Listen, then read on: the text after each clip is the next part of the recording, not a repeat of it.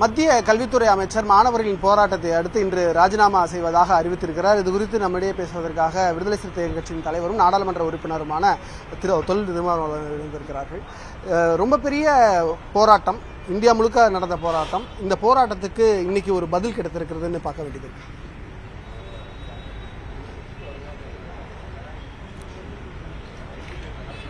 ஒரு மாதத்திற்கு மேலாக இந்த போராட்டம் டெல்லி ஜந்தர் மந்தரில் நடைபெற்றது.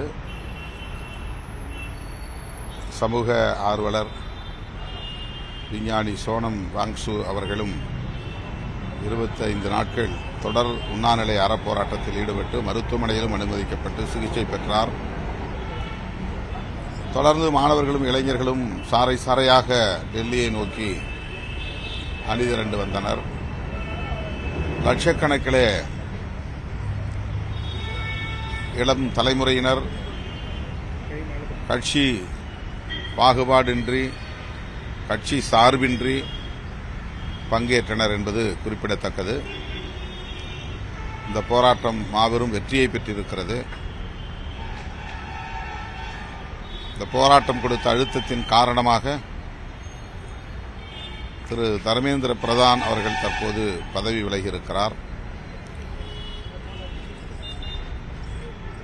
சிஜேபி கட்சியை சார்ந்த தலைவர்கள் தர்மேந்திர பிரதான் பதவி விலகவில்லை என்றால் பிரதமர் பதவி விலக வேண்டும் என்று நாங்கள் அடுத்த கட்ட போராட்டத்தை முன்னெடுப்போம் என்று எச்சரிக்கை விடுத்திருந்தார். இந்த நிலையில் தர்மேந்திர பிரதான் அவர்களின் பதவி விலகல் மிகவும் முக்கியத்துவம் வாய்ந்ததாக அமைந்திருக்கிறது. அடுத்த கட்ட போராட்டத்தை தடுத்திருக்கிறது. அவருடைய பதவி விலகல் இந்த போராட்டத்திற்கு கிடைத்த மாபெரும் வெற்றி என்று மகிழ்ச்சி அடைந்தாலும் நீட் தேர்வு தொடரும் என்பது கவலை அளிக்கிறது.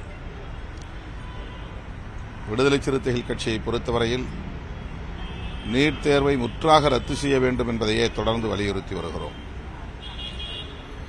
தர்மேந்திர பிரதான் பதவி விலக வேண்டும் என்றும் நீட் தேர்வை ரத்து செய்ய வேண்டும் என்றும் 27ஆம் தேதி திங்கட்கிழமை தமிழ்நாடு முழுவதும் 234 தொகுதிகளிலும் ஆர்ப்பாட்டம் நடத்துவதாக நாங்கள் அறிவித்திருந்தோம். இப்போது தர்மேந்திர பிரதான் பதவி விலகுவதை அடுத்து இந்த ஆர்ப்பாட்டத்தை நாங்கள் ஒரே இடத்தில் சென்னையில் நீட் தேர்வை ரத்து செய்யுங்கள் என்ற ஒற்றை கோரிக்கையை முன்னிறுத்தி எனது தலைமையில் நடத்த முடிவு செய்திருக்கிறோம். ஒரு மத்திய அரசு 13 ஆண்டுகள் தொடர்ச்சியா பாஜக அரசுல இவ்வளவு பெரிய ஒரு நிகழ்வை ஒரு மத்திய அமைச்சர் ராஜினாமா நிலைக்கு கொண்டு போயிருக்காங்க அப்படின்னு இளைஞர்கள் நோக்கி அடுத்து வரக்கூடிய காலம் அவங்க கையில தான் இருக்கு அப்படின்றத பார்க்க வேண்டியது இருக்கா? இந்த முடிவை எப்படி பார்க்கறது?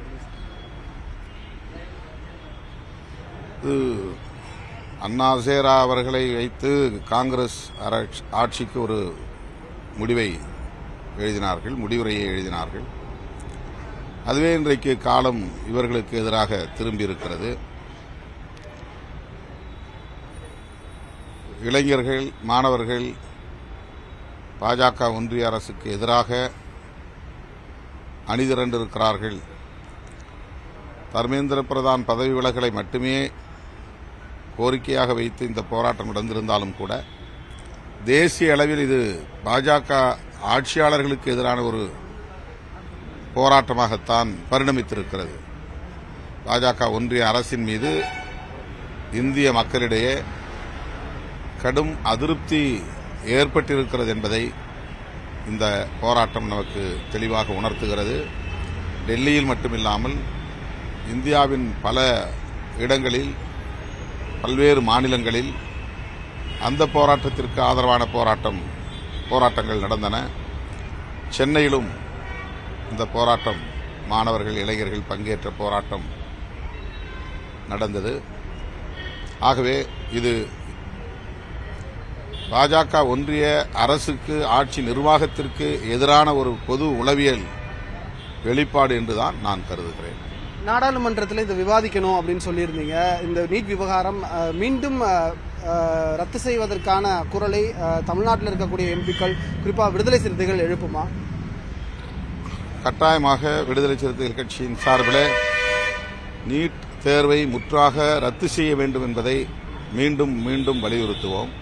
தமிழ்நாடு அரசுக்கும் வேண்டுகோள் விடுக்கிறோம். நீட் விலக்கு சட்டத்தை கொண்டு வர வேண்டும். சட்டப்பேரவையில் அதற்கான சட்ட மசோதாவை நிறைவேற்ற வேண்டும் என்று வேண்டுகோள் விடுக்கிறோம். ரொம்ப நன்றி சார்.